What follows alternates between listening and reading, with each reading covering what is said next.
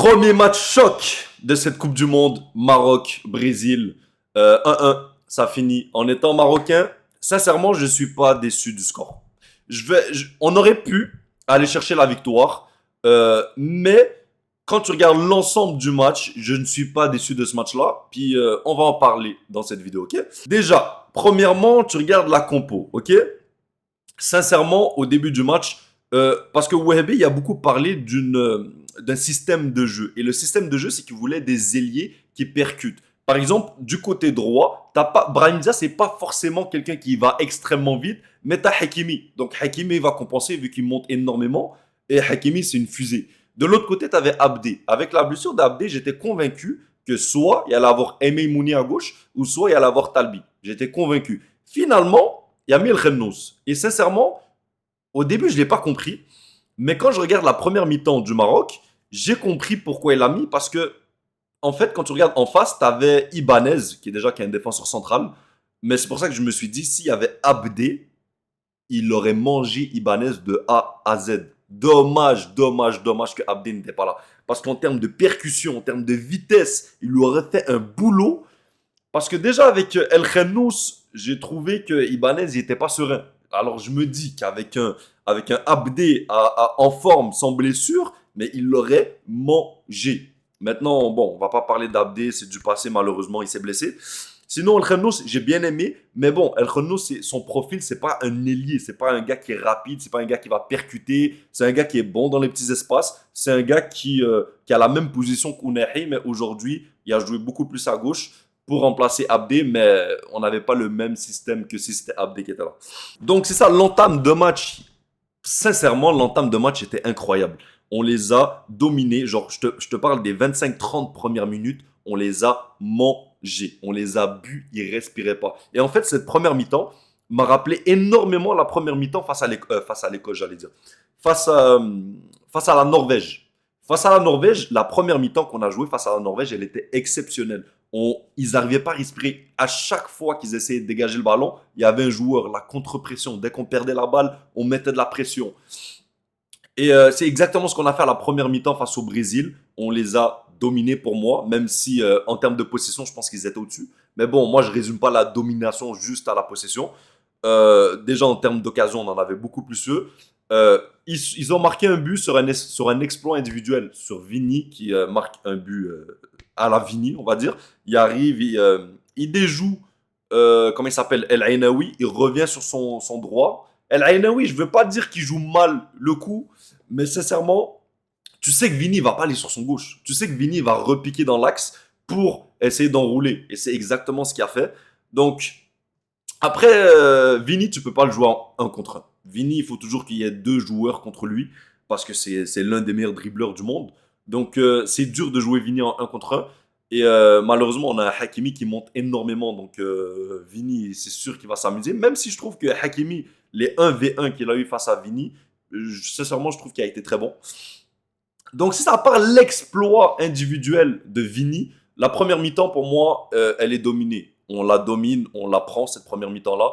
Dommage qu'on sort de cette mi-temps à 1-1, même si pour moi, on méritait euh, de garder l'avantage. Mais bon, Vini, c'est masterclass. T'as le premier but de Saibari qui joue en neuf et que je trouve que de match en match, il s'améliore en tant que faux neuf.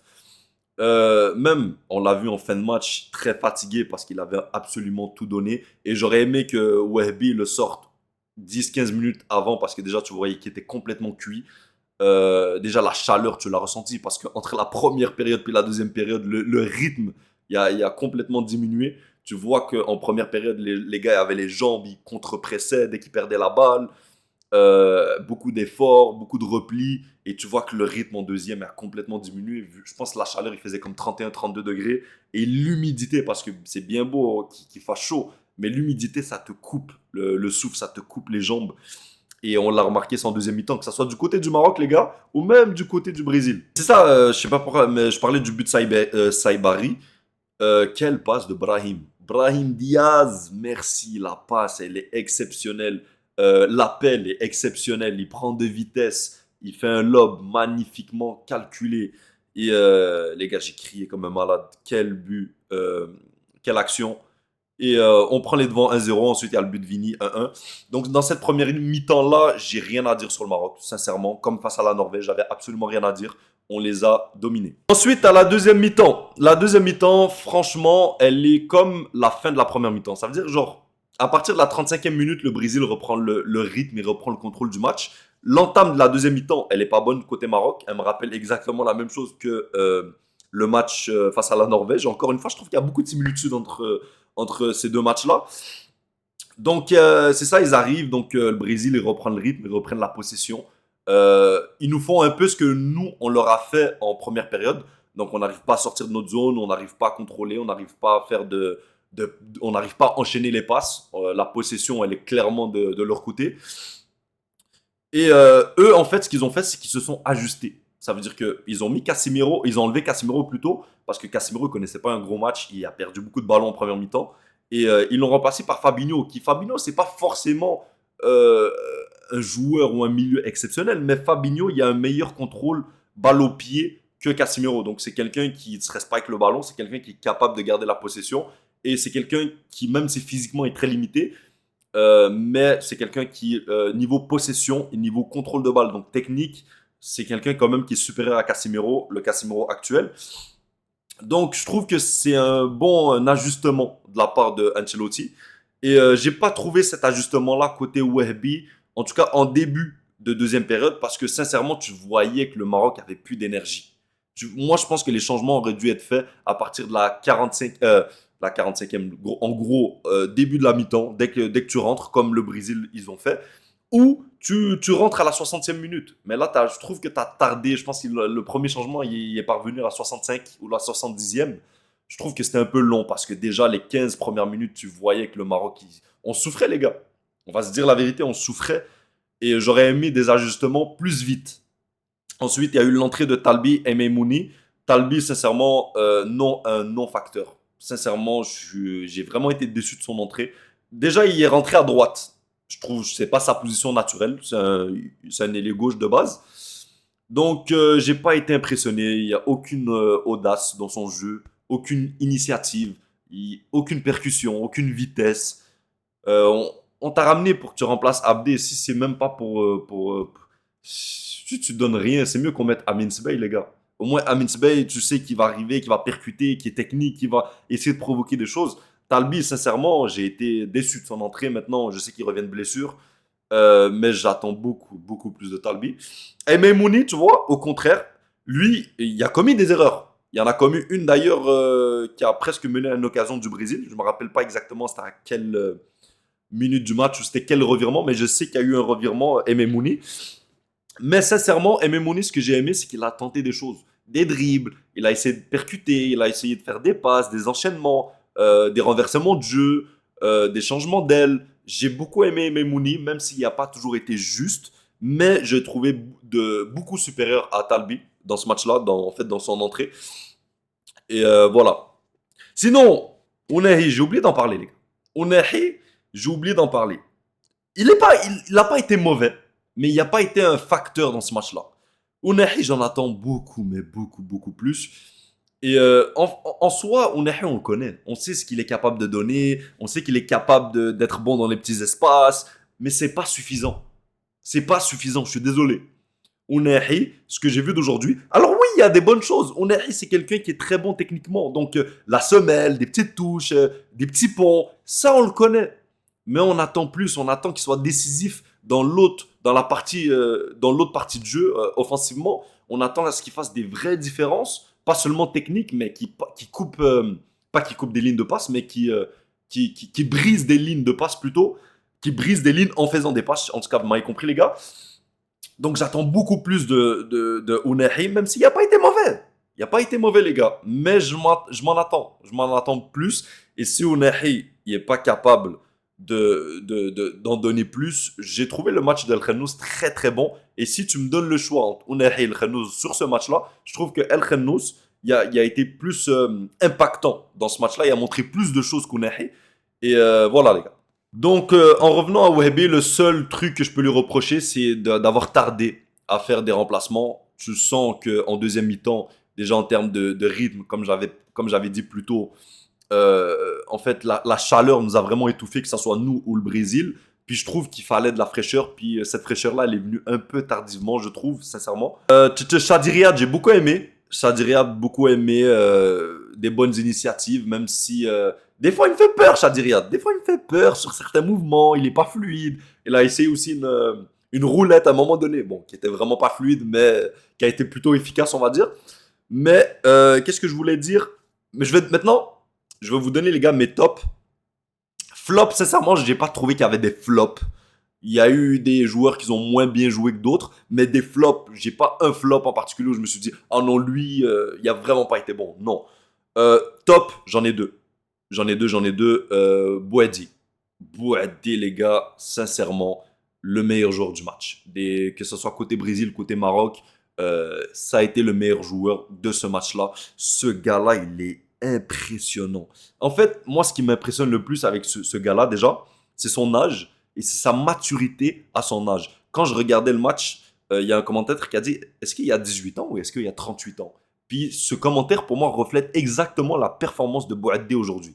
Ce gars-là, il est exceptionnel. Sous la pression, ce gars-là, on dirait que mentalement, il a un autre niveau. Il a 18 ans, les mecs. Moi, je me rappelle, le premier match que j'ai vu de ce gars-là, c'était face au Real de Madrid. Puis il m'avait impressionné. Et là, j'ai retrouvé exactement le même type de match. Il refait à peu près le même type de match qu'il avait fait face à Madrid. Et quel joueur ce gars-là. Franchement, il ne stresse pas avec le ballon. Sa qualité balle au pied, il ne stresse pas.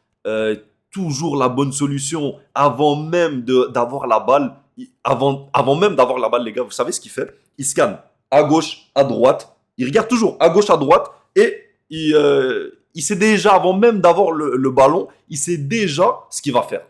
Et ça, j'aime beaucoup ça avec Bouadé et El Ainaoui. Ils sont complémentaires. Ils sont très complémentaires. El Ainaoui, des fois, c'est lui qui va descendre récupérer le ballon. Bouadé va être plus haut. Et l'autre fois, ça va être Bouadé qui va venir plus bas récupérer le ballon et El Ainaoui va être plus haut. Donc, la complémentarité de ce milieu de terrain, elle est exceptionnelle. J'ai rien à dire. On a un milieu de terrain, les gars. Ça fait longtemps qu'on n'avait pas eu un milieu de terrain comme ça avec le Maroc. Rien à dire. Mon deuxième top, les gars, Mazraoui. Sincèrement, Mazraoui, les gars, il est exceptionnel. Alors pour moi, la majorité des joueurs ont bien joué, mais Mazraoui et Bouadé, pour moi, c'est les deux tops. Pourquoi Mazraoui? Déjà, Mazraoui, il faut se dire qu'il joue pas à son poste.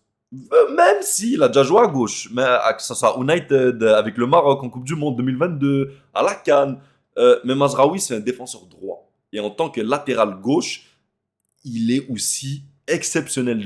J'aime beaucoup Salah Din, mais Mazraoui, c'est 2, 3, 4 classes au-dessus. Déjà, techniquement, à chaque sortie de balle, c'est propre. Il n'y a pas une sortie de balle de Mazraoui qui n'est pas propre. Euh, Sous pression, défensivement, exceptionnel défensivement, Mazraoui. Il ne se fait pas passer.